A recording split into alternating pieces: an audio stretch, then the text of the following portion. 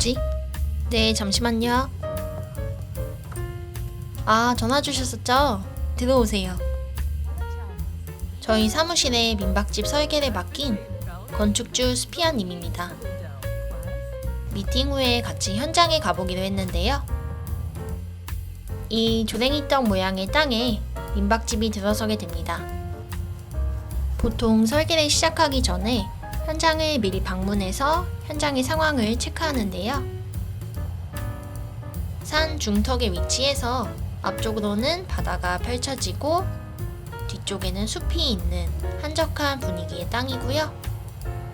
전체 땅 중에서 지금 표시된 부분에만 건축이 가능하다고 해요. 답사를 마치고 사무실로 돌아왔습니다. 이번 프로젝트 심대리가 맡아보면 어때요? 알겠습니다. 퇴근하기 전에 건축주와의 회의 내용을 정리해봅니다. 사장님하고 알바생이 묵을 방이 필요하고 손님용 침실은 총 4개, 거실에는 벽난로가 있어서 둘러앉아서 얘기를 할 수 있으면 좋겠다.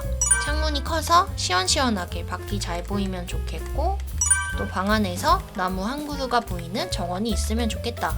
그리고 전체적으로 자연스럽고 탁 트인 느낌을 원하셨는데요. 그럼 시작해볼까요? 먼저 전체적으로 윤곽을 잡아줄 건데요. 이 건물을 대지 뒤쪽에 배치해봤어요.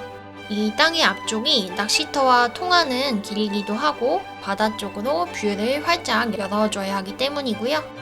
1층에는 라운지 겸 공용 주방 그리고 사장님 방이 위치하게 되고요. 손님들의 객실과 알바생의 방은 2층으로 올라갈 거예요.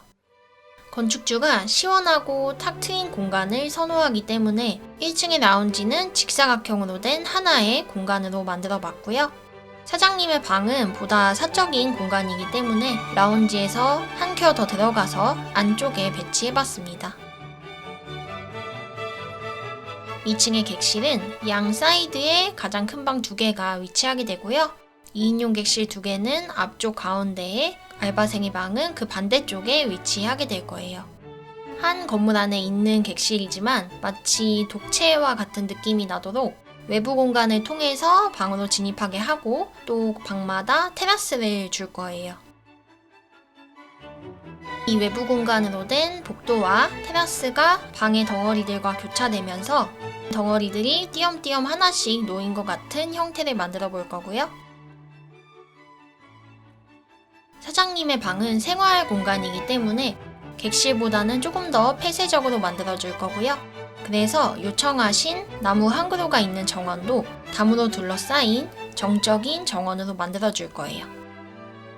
2인용 객실의 경우는 이 테라스를 거쳐서 방으로 들어가기 때문에 이 테라스가 현관의 역할을 하게 되고요.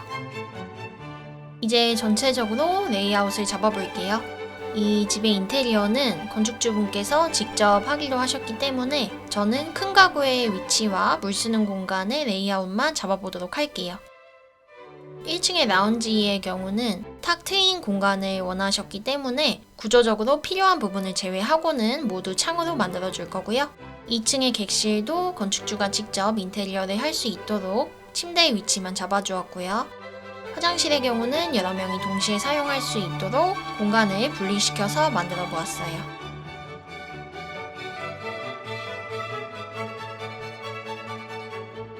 이제 전체적으로 재료를 적용해 볼게요.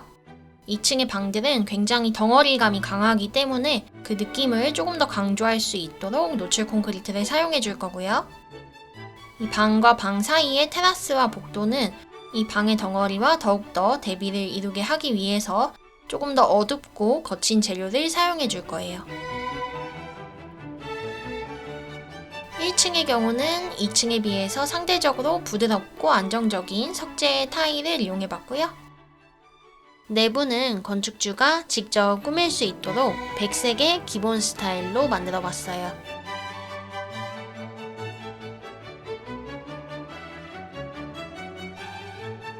이제 라운지의 레이아웃을 잡아볼 건데요. 안쪽에 공용 주방을 11자로 배치해주고요. 건축주의 요청대로 벽난로에 둘러 앉아서 얘기할 수 있는 형태의 라운지를 만들어 봤고요.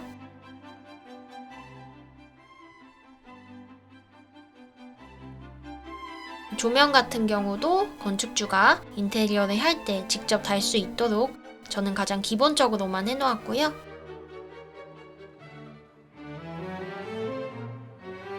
건물 외부의 조경과 조명의 경우도 한적하고 자연스러운 분위기를 낼 수 있도록 최대한 절제해서 만들어 보았어요. 이 건물에 진입할 때 가장 먼저 보이는 곳이 2층 객실의 테라스 천장이에요. 그렇기 때문에 그 부분은 노출 콘크리트와 대비되는 목재 천장으로 만들어 봤고요.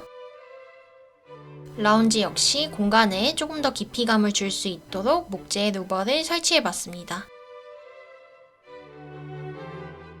드디어 미팅날이 다가왔습니다. 열심히 만든 설계안을 건축주에게 선보였는데요.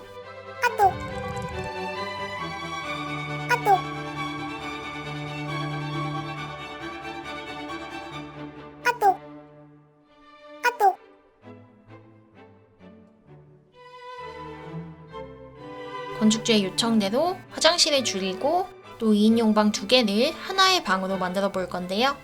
2층의 경우는 전체적인 형태를 변경하지 않는 선에서 4명의 손님이 둘씩 독립적으로 방을 사용할 수 있도록 방과 방 사이에 마치 외부 공간 같은 연결 통로를 하나 만들 거예요. 마지막으로 각 객실의 천장을 조금 더 수정해 볼 건데요. 침대 쪽으로 갔을 때 위쪽이 확 열릴 수 있도록 그 부분에 천장고를 높여줄 거고요. 바뀐 천장의 형태에 맞도록 조명의 위치도 살짝 바꿔주었습니다. 집이 다 완성이 되어서 같이 한번 가볼까요? 그새 눈이 많이 내렸네요.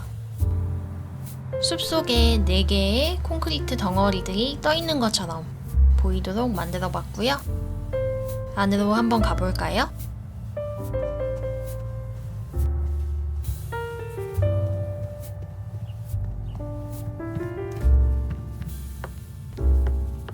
수피아님 와 계셨네요? 라운지에서는 어느 방향으로든 풍경을 즐길 수 있도록 가능한 한 활짝 열어서 시원한 공간을 만들어 보았고요. 이제 사장님, 수피아님의 방에 한번 가볼게요. 실제 거주하는 공간이기 때문에 한 켠을 더 거쳐서 들어가도록 했고요. 혼자 쓰는 공간이기 때문에 방에서부터 바깥 정원까지 시야가 통하도록 만들어 봤어요. 작은 정원에 한번 나가볼까요?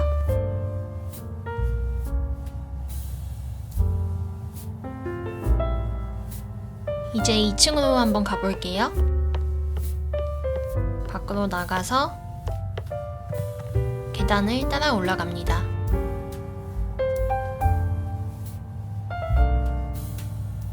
가장 큰 4인용 방에 먼저 가볼까요? 단순한 공간이지만 천장 높이에 변화를 줘봤고요. 테라스에 한번 나가볼게요.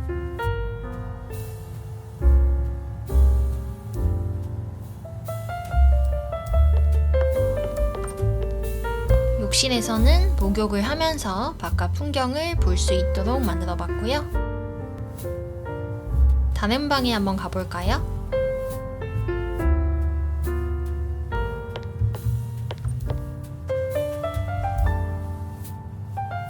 방 2개가 서로 연결되어서 2명씩 침실을 독립적으로 사용할 수 있게끔 만들어 봤어요.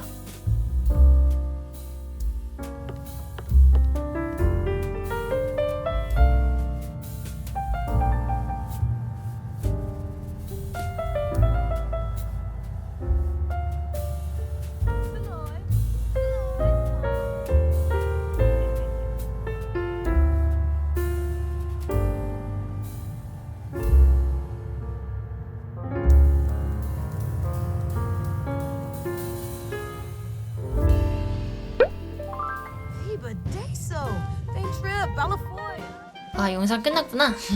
재미있게 보셨나요? 실제 설계를 할 때는 땅과 건물의 용도에 대한 검토부터 시작해서 구조 설비 전문가들과 계속해서 협의하면서 수십 수백 번 설계를 고쳐나갑니다. 그 과정을 통해서 건물의 아주 세밀한 부분까지 설계를 해 나가고요. 오늘은 게임이니까 그 과정을 아주 축약해서 간단히 보여드렸고요. 인테리어까지 완성된 이 집의 모습이 궁금하시죠? 그 영상은 수피아님의 채널에서 보실 수 있고요. 그죠, 수피아님? 그럼 오늘도 영상 봐주셔서 정말 감사하고요. 다음에 더욱더 재밌는 건축 영상으로 찾아오도록 할게요. 명절 즐겁게 보내시고요. 안녕히 계세요.